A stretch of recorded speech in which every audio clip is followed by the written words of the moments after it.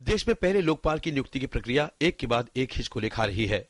Lokpal search committee के सदस्य फलियस नारीमन के द्वारा समिति का हिस्सा बनने से इनकार किए जाने के हफ्ते भर के भीतर ही इस मामले में सरकार को फिर से बड़ा झटका लगा है। इस बार सरकार के लिए मुसीबत बने हैं सर्च कमेटी के अध्यक्ष जस्टिस केटी थॉमस ने सर्च कमेटी के अध्यक्ष पद से इस्तीफा दे दिया है। प्रधानमंत्री कार्यालय को लिखे पत्र में थॉमस ने समिति की जरूरत पर ही सवाल खड़े कर दिए हैं।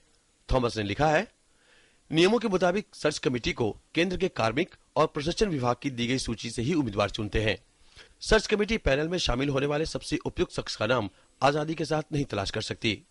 एक बार जब सर्च कमेटी अपने पैनल का नाम दे देगी तो ये चयन समिति को तय करना है कि लोकपाल का सदस्य किसे नियुक्त किया जाए। इसमें भी चयन समिति सर्च कमेटी के सुझाए गए नामों से बाध्य नहीं है।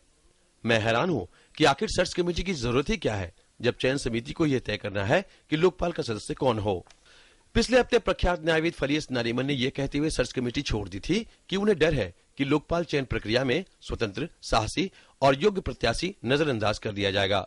इस ताजा विवाद के बाद बीजेपी को कांग्रेस पर हमला करने का मौका मिल गया है, जबकि कांग्रेस इसे थॉमस का निजी फैसला बता रही है। दूसरे जस्टिस केटी थॉमस, उन्होंने भी उसमें से वो खुद को अलग कर दिया।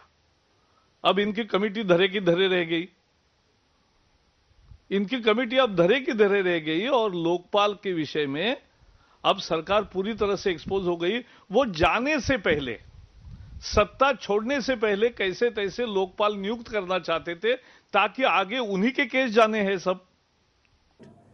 Giving or not giving consent has no connection or no comment on the government in any manner, for the simple reason that if they were to say yes, they would be members not of any government body but of a statutory body.